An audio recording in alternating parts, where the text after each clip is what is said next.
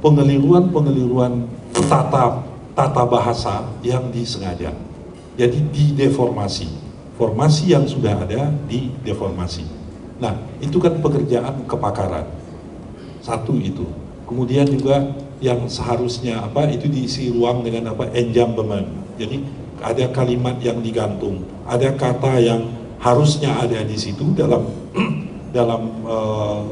kalimat yang biasa dicabut, sehingga memberikan ruang kosong, dan ruang kosong itu adalah pintu masuk bagi orang untuk menyelam ke kedalaman puisi itu. Pak Idrus mengabaikan hal itu. Kemudian juga Pak Idrus juga bukanlah orang yang menjelajah atau mengutak-atik bunyi menuju harmoni seperti yang dilakukan Zuarman, seperti dilakukan Matrok misalnya ya. Itu menjelajahi bunyi untuk melahirkan harmoni ya, harmoni suatu.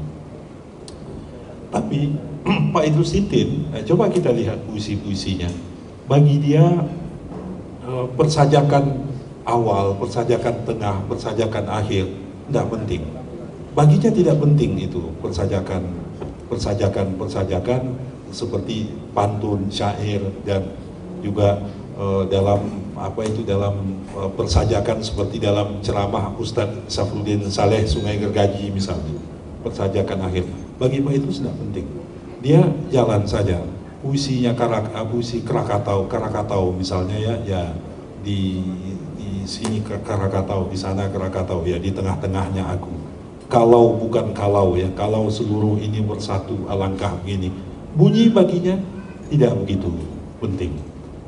Bunyi baginya tidak begitu penting. Kemudian sintaksis yang putus-putus begitu, putus-putus itu juga tidak begitu penting. Tapi ini adalah pembicaraan teori puisi yang sering membosankan begitu ya kalau kita lihat itu. Pak Idrus, nah ini pasyong kepenyairannya itu adalah bagaimana merepresentasikan momen-momen puitis dan inti keharuan yang dikandung pada momen-momen puitis itu. Itu adalah gelanggang perang kepenyairan almarhum. Jadi bagaimana momen-momen puitis itu, ya bagaimana momen-momen puitis itu tadi, dan inti keharuan di dalam momen-momen puitis itu direpresentasikan kembali. Coba tengok misalnya puisi panjangnya yang berjudul Batam. Ya, ada keharuan dari ketidakmengertian orang yang sudah above 50, ya di atas 50 tahun terhadap perkembangan Batam yang diwakilkan misalnya dengan ucapan-ucapan short time, ya long time, ya dan seterusnya itu. Dan ada pertanyaan di situ. Berilah aku, beritahulah aku apa artinya. Jadi momen-momen puitis yang muncul dari gejala Pulau Batam misalnya, Pulau Batam yang ada itu ditarik oleh beliau pada aspek ketidakmengertian mengenai bahasa anak-anak muda sekarang, ya. Ketidakmengertian pada bahasa anak-anak muda sekarang. Itulah gelanggang pertarungan Idrus Tintin. Nah, bila momen puitis itu tiba, ini dia, bila momen puitis itu tiba, atau ketika beliau memerangkap momen puitis itu, maka tubuh Idrus Tintin itu seperti kaku, seperti beku. Biasanya begitu. Beliau seperti totem, seperti patung. Sehingga kita tidak tahu apakah Pak Idrus ini memerangkap momen puitis atau justru Pak Idrus itu yang diperangkap oleh momen puitis tersebut. Beliau terpaku, dan biasanya kalau sudah begitu siapapun tak bisa mengganggunya, ya, siapapun tidak bisa berbicara dengannya. Multi misalnya pada waktu kecil itu tidak bisa meminta apa-apa lagi pada beliau ketika momen puitis itu muncul kepada dirinya, atau beliau berhasil memerangkap momen puitis itu, atau beliau diperangkap oleh momen puitis itu. Jadi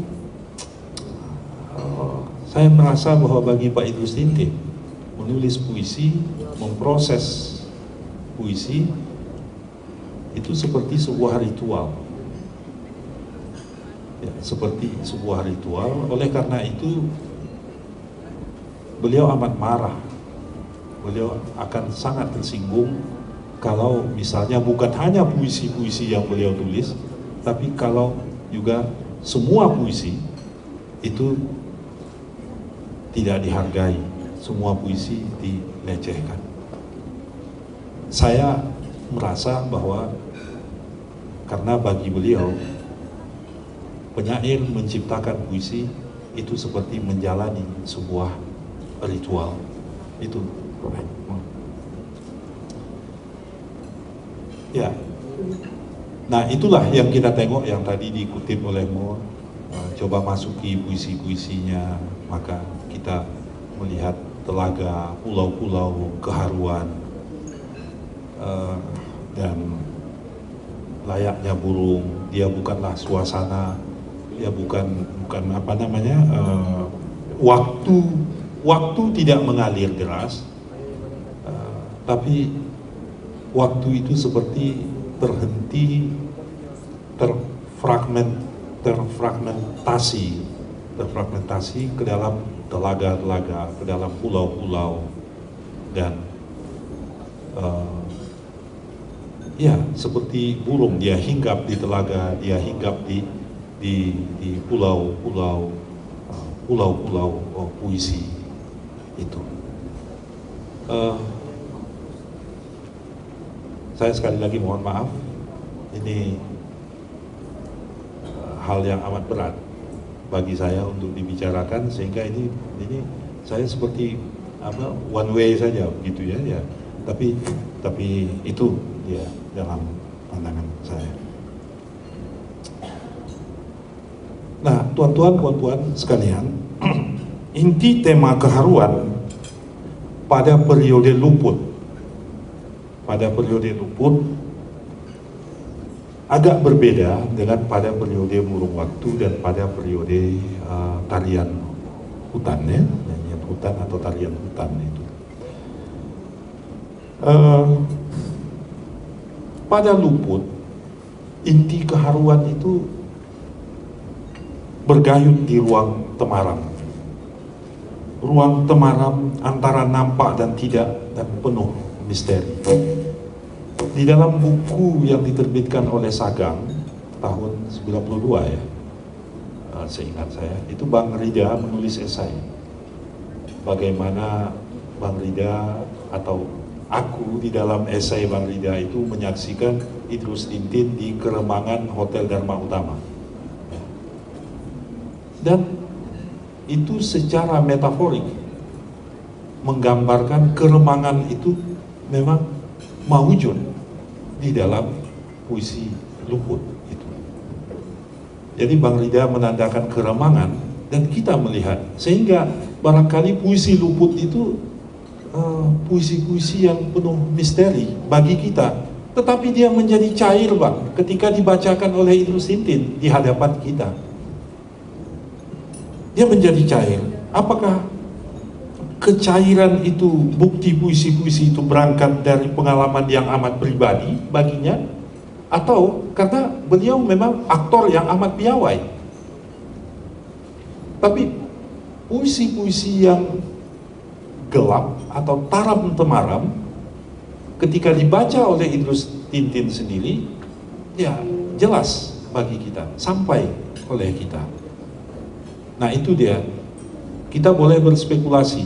Mungkin karena Idrus itu memang seorang aktor, puisi apapun yang diberikan padanya pasti enak, kita nikmati ya ketika dia membacakan. Tetapi saya ingin menyebut, saya ingin lebih memberat kepada luput itu pernyataan-pernyataan yang amat personal, keharuan-keharuan yang amat personal, yang sengaja diremangkan sedemikian rupa dan kemudian hanya seolah-olah hanya dia yang mampu menjelaskan, menyampaikan pesan dan makna dari puisi itu atau suasana dari puisi itu.